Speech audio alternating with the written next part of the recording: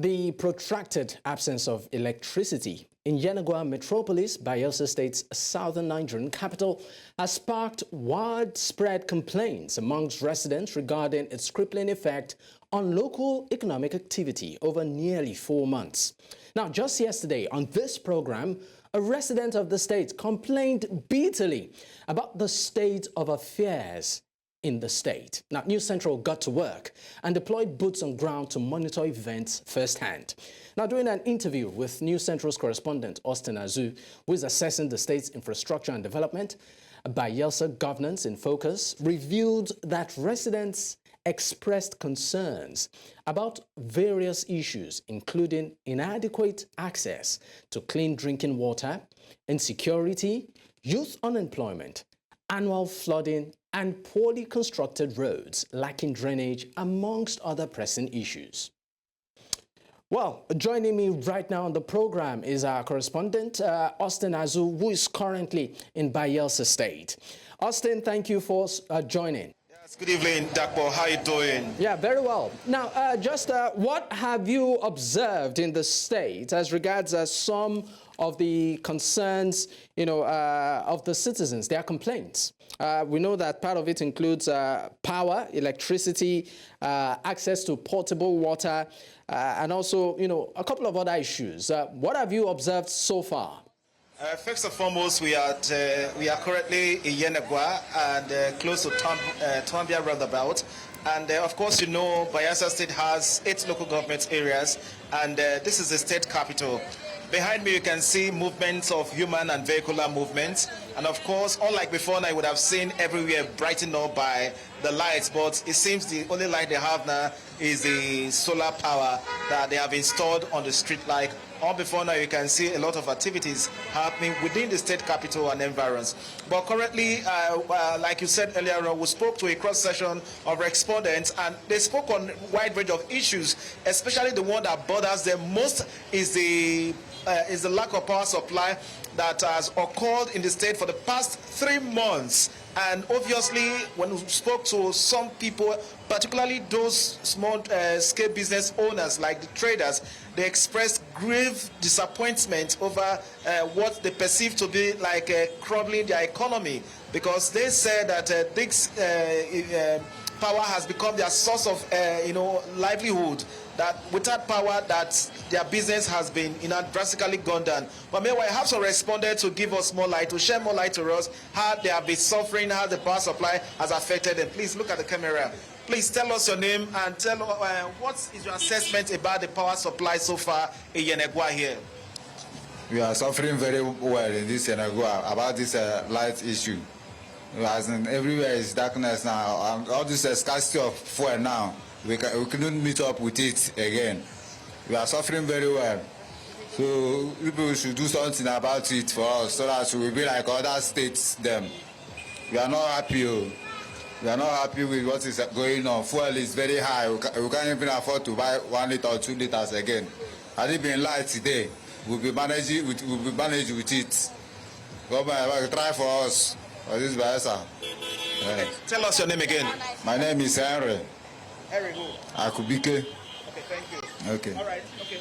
Please come forward a little. Okay, step aside a little. Okay. Please tell us your name. Okay, face the camera. Tell us your name and tell us your own experience about the poor power supply here in Yenagoa. Okay, my name is Awolo Ayiba Layefa, Major. Concerning the light issue, it has been a lot of problem, because it has affected us in our businesses. Most of us that use power in facilitating our industries, our businesses, like those of us that do laundry, those of us that is into bar, and if you look at the hike and the inflation of things in the country because of the fuel issue, I think the light was actually helping us a lot. But since we are having this issue, it has been a really problem, a serious problem. It has been affecting us. I think the government should do something about it. Can you bring us to speed the days that you guys have suffered for these losses so far? It has been for a long time, for months. It's getting to about 5 months now, where we have this issue. I think from the very first time we had this protest, there was a general protest, and that was when the issue started. Right from then till now, we are still expecting the lights, and we have not heard anything from our governor, but we're just praying he have to say something. And then I know, like what we are hearing around, that they are doing something about it. But we just pray that God help us. Okay. Another issue again we observed here in Yenagoa is the issue of lack of clean water. How are you guys coping with that? That particular one, I don't know if it's actually the soil because of so much iodine in the water. And nowadays people are using the normal, some use well, even if it's not clean. Most of them boil the water. Some of them had to use alum. If you go to those villages, they normally use this river and they will apply water. And many of them fall sick because of the germs, and that same water they defecate, that's the same water they drink. So it has been a problem because it has caused cholera in so many villages and health some communities. Okay, your name again? So my name is Awolowo Layefa Major. Okay. Thank you, Awolowo. All right, we have another respondent to talk to us. Please come forward, come forward. All right, Austin. All right, Dakpo, from the two people that spoke to us so far, you quite agree with me that, all right, we have one of the respondents to talk to us, please. Okay, Austin, maybe after that respondent, then we'll... How is the power supply affecting you as an individual? My name is Apostle T.O. Kechuku, a minister of Apostolic Christian Church Mission here in Bayelsa. So, seriously, it has been affecting us generally. Generally, it has really been affecting. So, because based on, for me, I know how much we spend for fuel and our church services, programs. We spend a lot, which if there is light, we could have, as it clicks, help us in some certain areas. It has really affected so much, seriously. Everybody's complaining. Yeah, it has affected us so much. Okay, your name again? Apostle T. Okechukwu. Yeah. Thank you. All right, Austin. All right, but because of time, I know, of course, we are pressed for time, but from the respondent so far, yes. I was about asking, I mean, one thing is pretty sure that all of them have said, and that is reference to the power situation in the state. You said that most likely anywhere you see electricity, it's either, powered by their generators or solar. I would like you to speak. What have you found out as regards the reason behind this continued blackout? The information out there or available is linked to vandalism. Were you able to can you substantiate that, or is there more to it?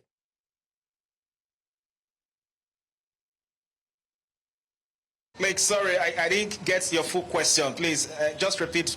Okay, what I asked is, have you been able to find out what exactly is the reason behind the sustained blackout?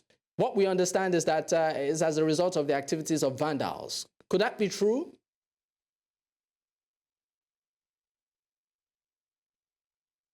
Well, when we spoke earlier to the Commissioner for Information, Orientation and Strategy, of course, she did confirm that, yes, it was as a result of suspected vandals who went to the transmission power line to go and vandalize the cable, those expensive cables. And according to her, it runs into about 10 to 13 thereabout that were vandalized. But, however, she equally confirmed that those suspects have been arrested, and those suspects are currently being prosecuted, and the state governor has given a directive that the culprits will never go unpunished, that they must face the wrath of the law.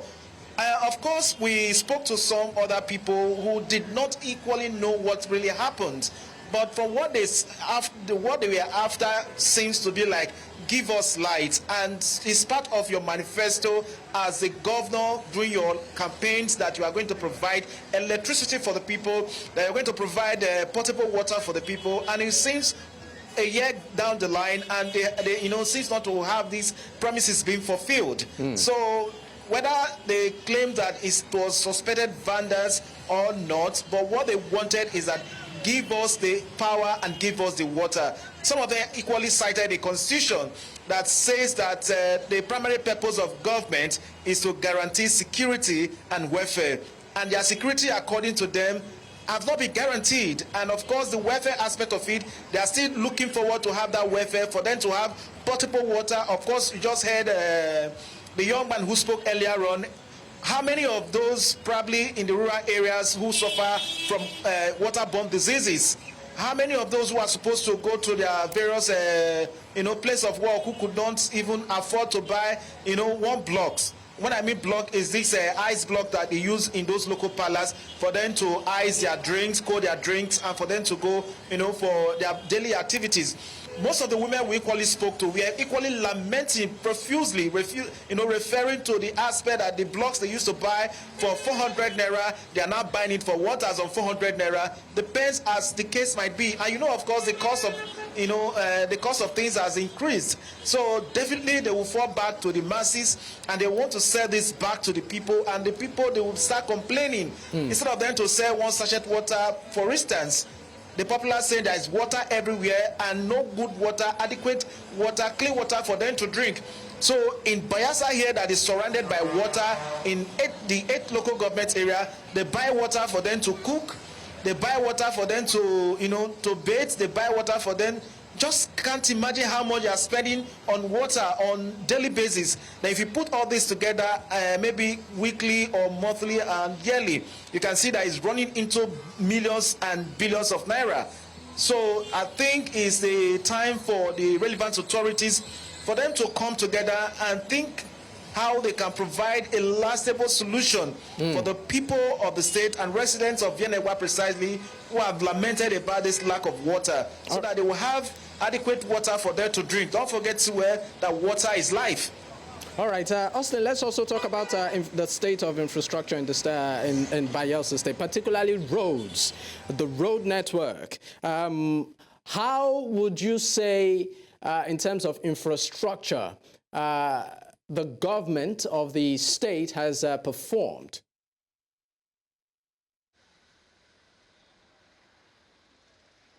Yes, talking about infrastructure, precisely referring to roads, and most of the roads within the state capital here, there seems to be motorable, but the linking roads, those roads that link to other streets, vis-a-vis ditto, some other areas that you need to connect to other streets, I tell you for free that some of these roads are in deplorable state. Most of the roads we saw as well, they are undergoing rehabilitation, and most of them are actually doing reconstruction.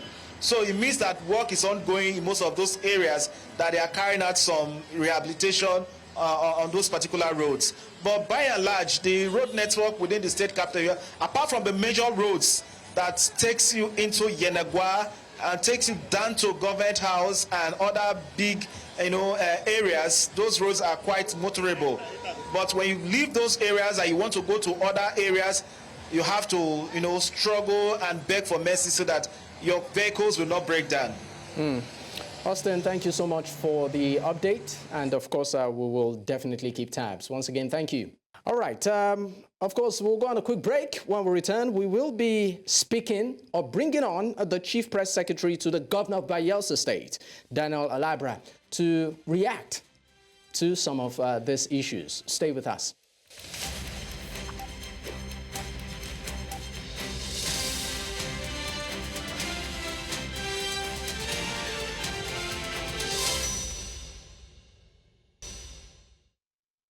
Welcome back. This is still Politics HQ on News Central Television.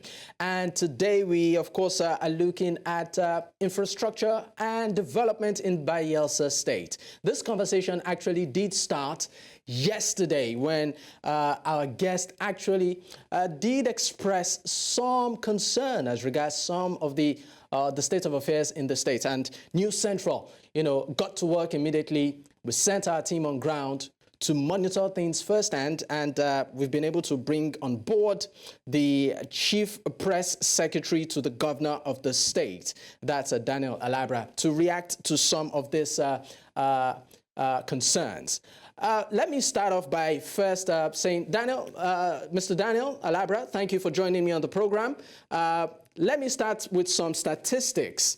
as regards Bayelsa. Now, this information was actually, put together by an organization called Budget. Now, you have it on the screen. Bayelsa State, a rundown there. Overall fiscal performance rank out of 36 states.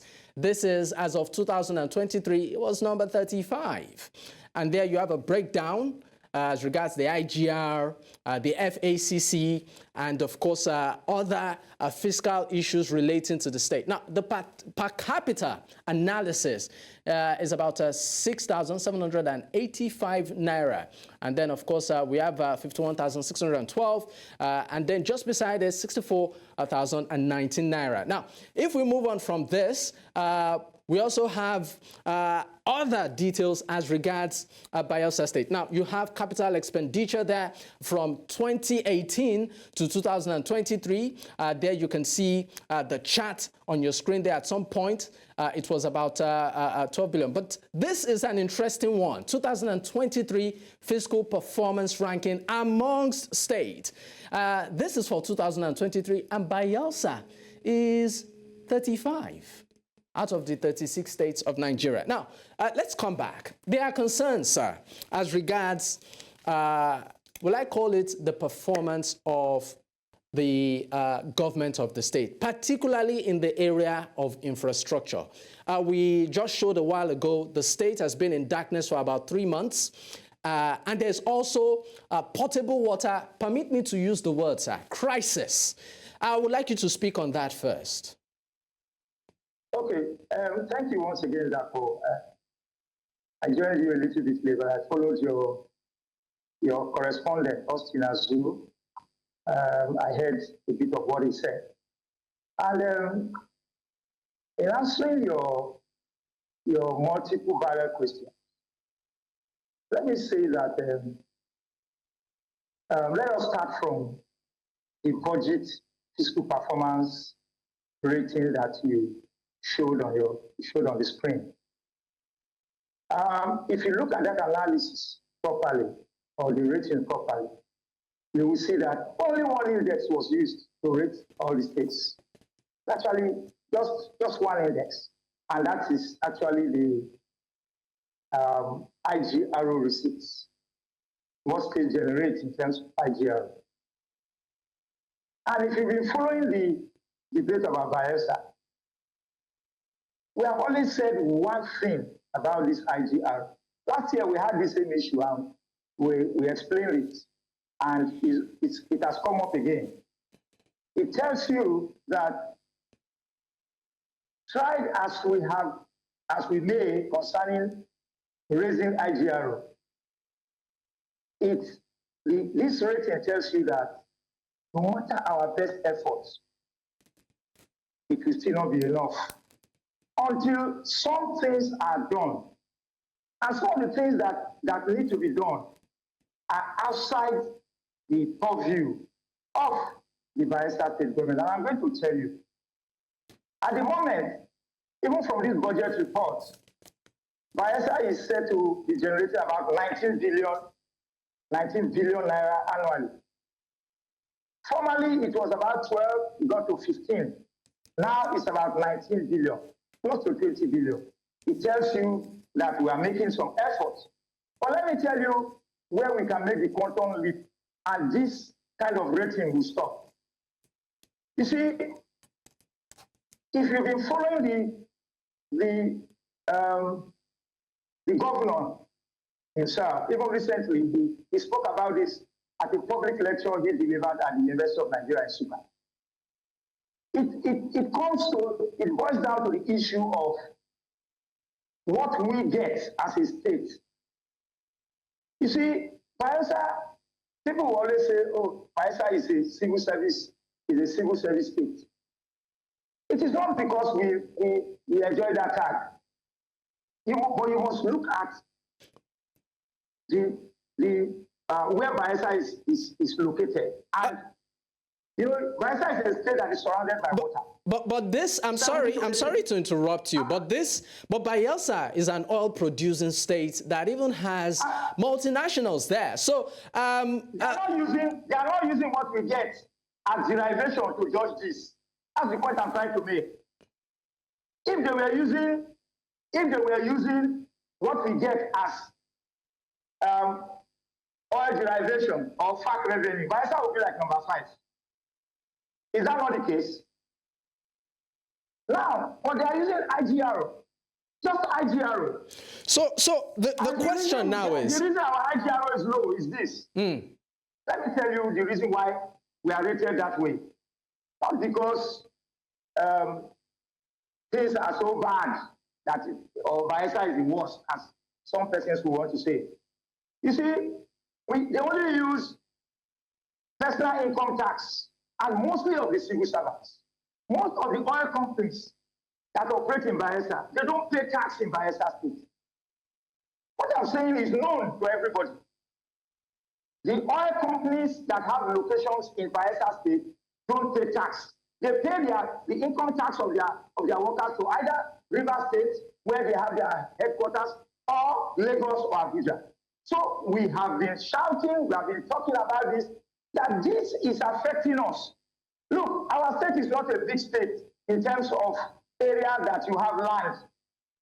So if you have to generate IGR to meet the expectation of organizations like Budget, then we are going to tax Bayelsans beyond even what they earn. And you cannot subject the people to job. So are you saying that Bayelsa State? But are you saying, sir? I'm sorry to interrupt you. Are you saying that Bayelsa State is constrained of funds to develop the state? That's what I'm telling you. We are not constrained of funds to develop the state, because the state, we are developing the state with what we get from derivation and from factory receipts. But the only thing they use to rate us when it comes to this, they look at IGR. And the federal government takes our money. The oil companies take the revenue that is supposed to come to the state. We have even gone to court on this matter. So this is not something that for those of us who know the situation, we don't really bother about it, because we know that the government is prudently utilizing the funds that it gets to do road infrastructure, to provide education, to provide for health, okay, to provide for skills acquisition, to provide for sports, to provide for human capacity development, and every other thing that you want to look at. All right, now, talking about prudent use of funds, you talked about to provide roads, to provide education, to sort of provide empowerment for it, but these issues are also issues of concern. I mean, our reporter there just said that many of the roads are not, entirely motorable. So, and in terms of, for instance, water, potable drinking water, it's also an issue. I heard it. You see, we have this seasonal issue of people who want to talk about Bayelsa, they narrow it to internal roads. This government, I'm not saying it because I am an appointee of this government. This government has done the most roads in the history of Bayelsa State. This government, the only government that can compare to what the Senator Doredi government has done in terms of road is only the previous government of Senator Dixon.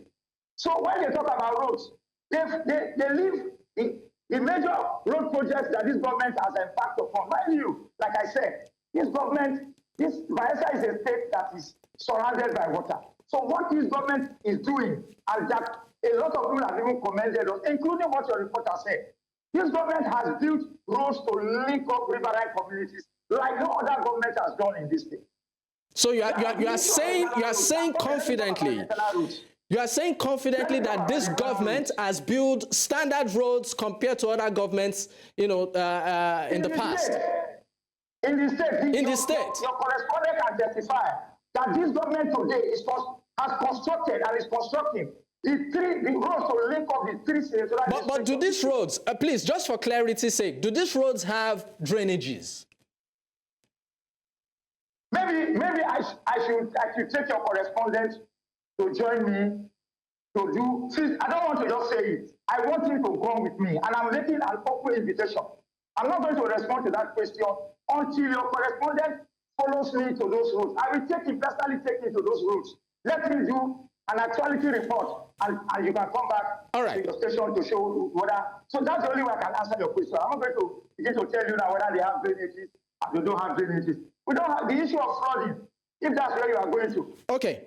You know what? That is peculiar to Bayelsa. Okay, we will go on a quick break. Okay, we'll go on a quick break. Since you said that you won't mind taking us on a tour in the States, even though we have our correspondent there, no problem. We'll go on a quick break. We'll still stay on this issue. When we return, the conversation will continue. Stay with us.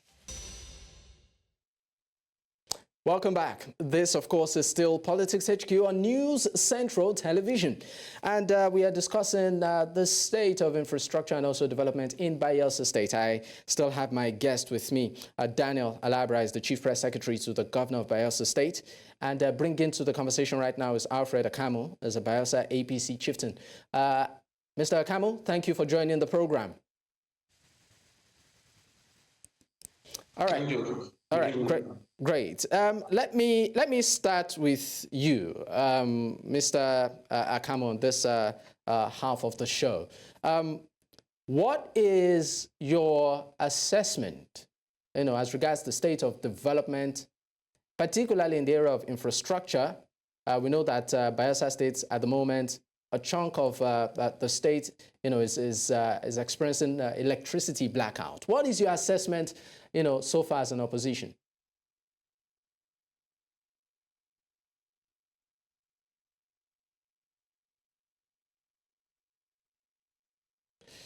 Okay, of course, we understand that we have a bit of connectivity issues there with Mr. Akamu. We will definitely bring him on. Let me go back to Mr. Daniel Alabra. Now, let's talk about the issue of electricity. We know that the state currently has been experiencing a blackout for more than 3 months, even though there are reports of the activities of vandals. What exactly is going on in this regard? Very unfortunate what we have experienced in Bayelsa State. Exactly 3 months, yesterday maybe 3 months, July 29. Some persons who, for reasons best known to them, either because of selfish interest, either because they want to sabotage the state or for whatever reasons, they vandalized the transmission lines supplying power into Bayelsa State. Initially, it was 3 of those lines that were vandalized.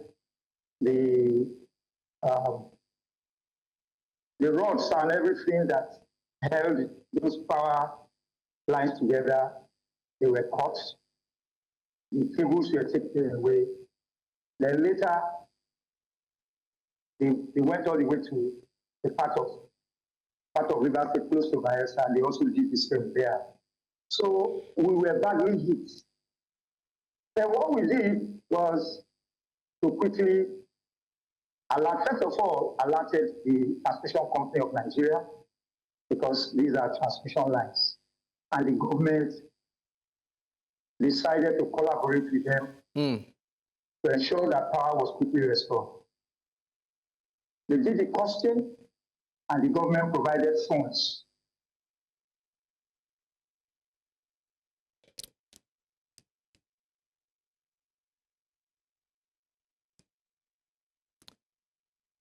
I think we have a bit of connectivity issues there with Mr. Daniel Alabra, Chief Press Secretary to the Governor of Bayelsa State. Well, the issue at hand that we're looking at today has to do with the state of infrastructure and development in Bayelsa State. Now, for many residents, at the beginning of the show, there is a bitter complaint as regards continued darkness, in most parts of the state, if not, the entire state, as a result of electricity blackout.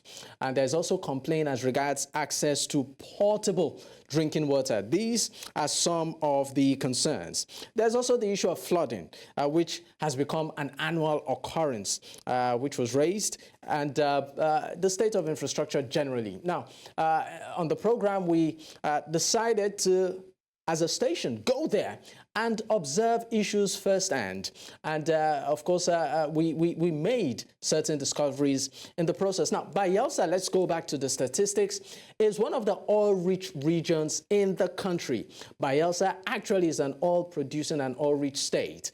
But according to budget, from a fiscal perspective, the overall fiscal performance ranked the state 35 out of the 36 states in Nigeria. It also goes down to do a breakdown of its earnings. Even though we know that the Chief Press Secretary did react to this, saying that they are a bit constrained as regards revenue generation within the state, saying that most of the taxes that come out from the big companies in the state go out of the state in terms of revenue to other states in payment, leaving Bayelsa, in the dark in that regard. Now, you can see the further breakdown, debt profile of the state, and in terms of health spending, education spending, debt service, total health spending per capita, total education spending per capita, a breakdown there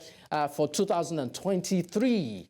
Now, the state continues to allocate a significant portion of its budget to recurrent expenditure, which stood at about 159.88 billion naira in 2022, constituting about 53.33% of its total earnings. Now, we also have the issue of fertility rate and a further breakdown. Now, this interesting chart before you has it that amongst the states in terms of ranking in Nigeria for 2023, you can see Bayelsa there at 35 and then Zamfara at 36. Now, these, of course, are the issues. And Bayelsa, of course, in terms of fiscal sustainability ranking, big questions are asked. Now, on that chart, you can see that from the colors there, most sustainable in terms of ranking is green, and then the yellow there tells you it's a bit shaky. But the least sustainable is red, and Bayelsa falls into that category. There you can also see further breakdowns on your screen. Let's go on a quick break. Okay, I understand that we have Mr. Daniel Alabra back. Now, thank you for, of course, staying with us. We lost you for a moment. You are trying to establish a point. Yes. I was talking about the state of power, the electricity issue. Yes. So when that thing happened on July 29, we quickly swung into action and contacted TCL. They told us, they gave us a cost for it to be fixed. And the state government brought up, mind you, TCL is a federal government establishment. But the Bayelsa State government brought out money for them to quickly fix the damage that had been.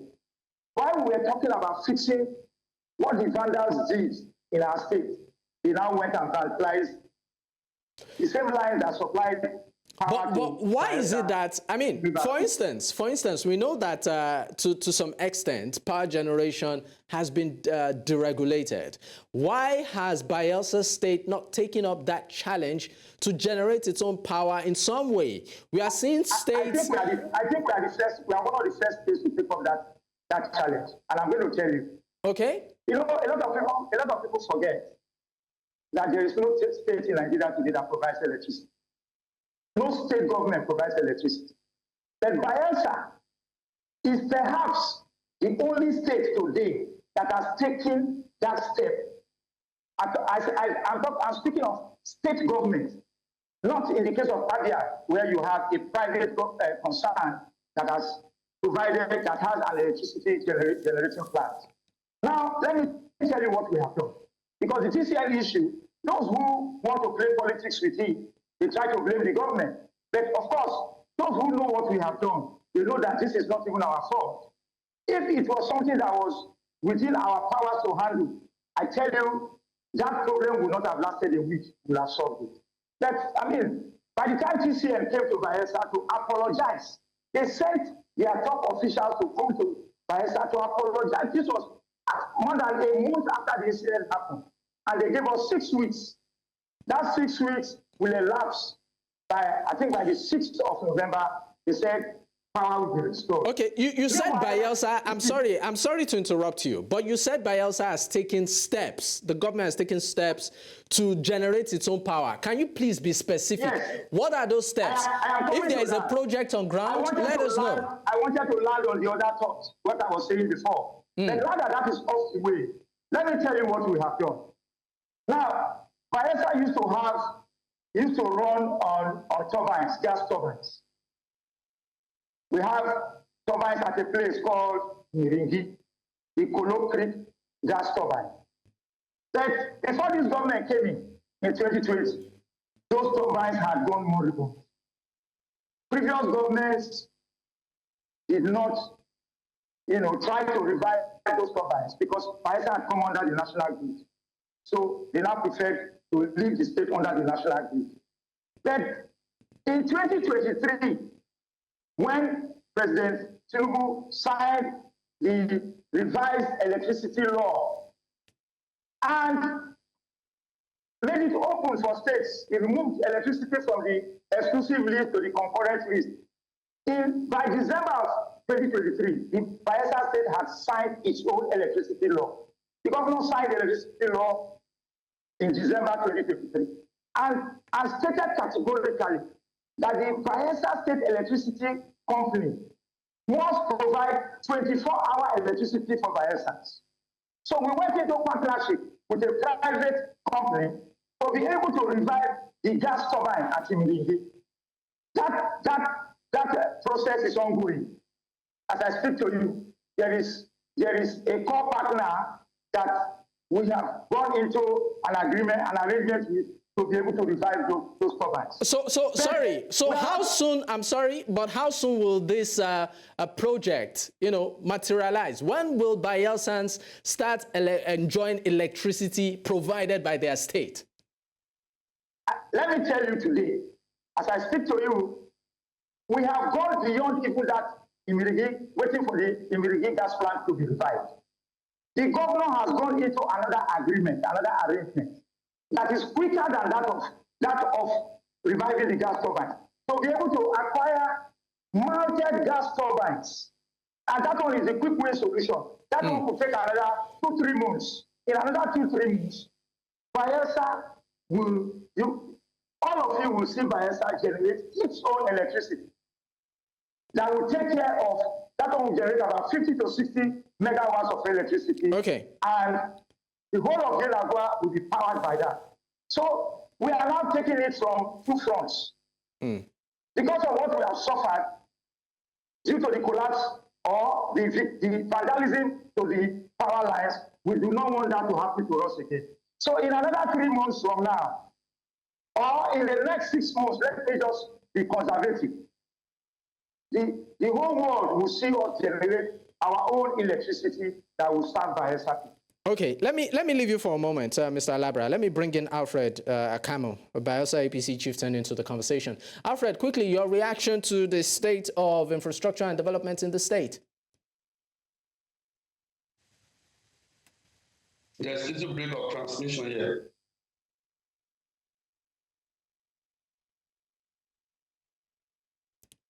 Alfred, are you there? Please continue speaking. Go ahead.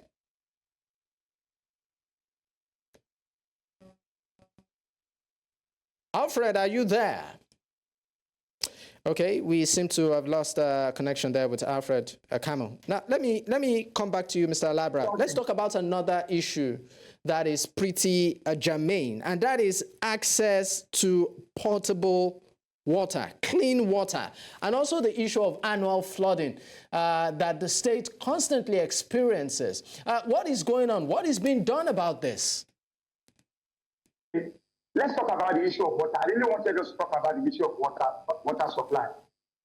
You know, when this government came in, Yenagoa state capital had no public water supply. I hope did you hear that? I'm with you. I'm following you, sir. Okay. In 2020, when this government came in, February 2020, the state, particularly the state capital, had no public water supply.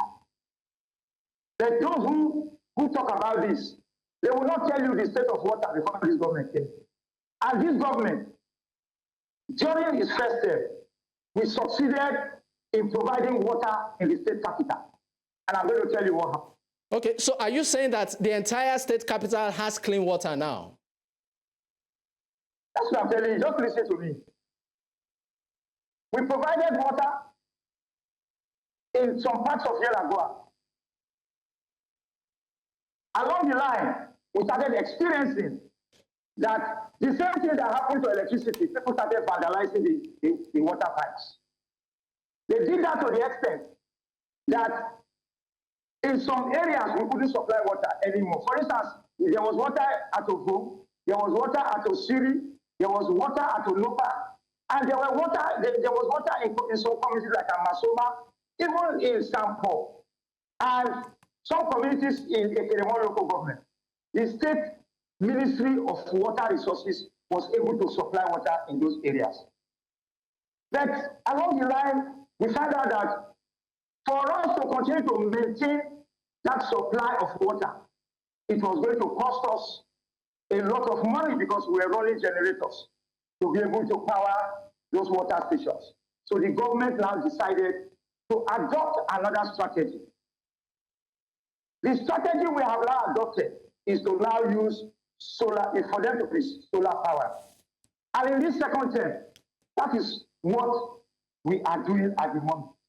We have decided to change the approach we had in the first term that was costing us so much water and so much money to be able to generate water for the state capital. So the government now changed the strategy, and in this second term, what we are now doing is that we are changing all of that now to solar power. So in another few months, maybe in another 3 months or 6 months from now, we will not be talking about this water issue.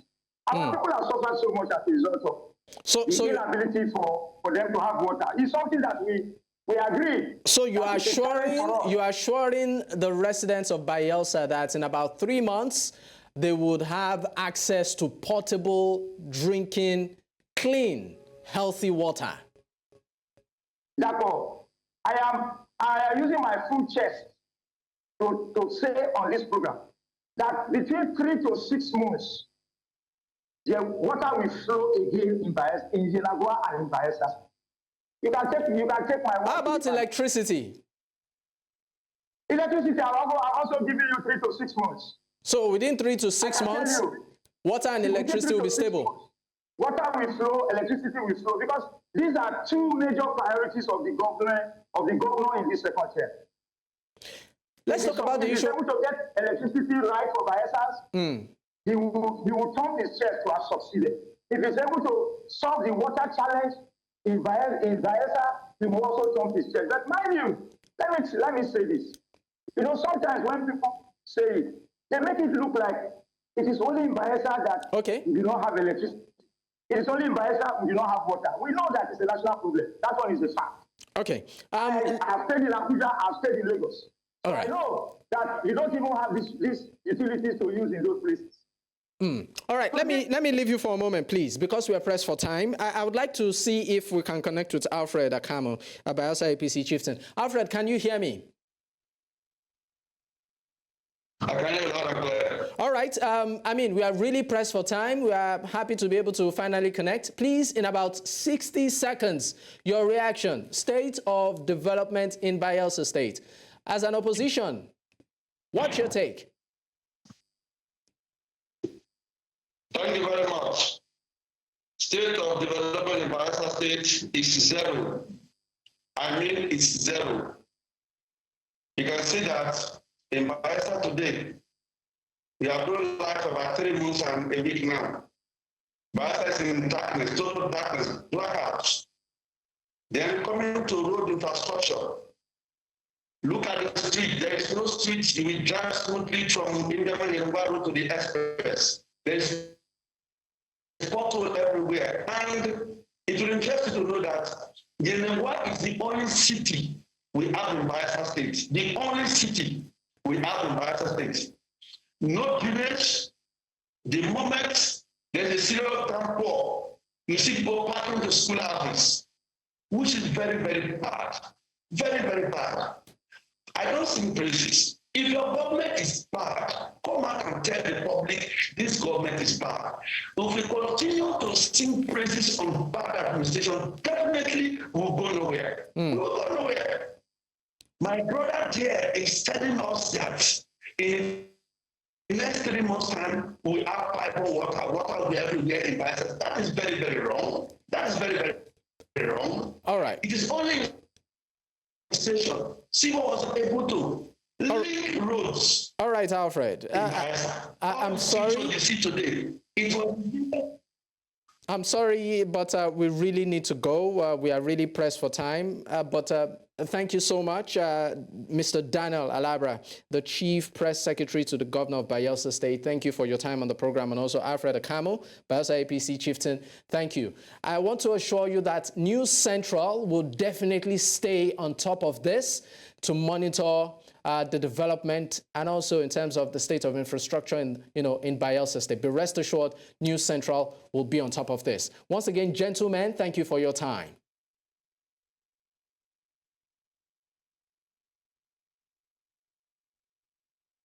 All right, and this is where we draw the curtains for today's episode. In case you missed out, don't forget you can actually catch up on our YouTube platform. That's News Central TV. You can also follow us across social media with the same name, News Central Television. You can follow me personally at Dakbo, at Digboyi, across social. Until I come your way again tomorrow, good night.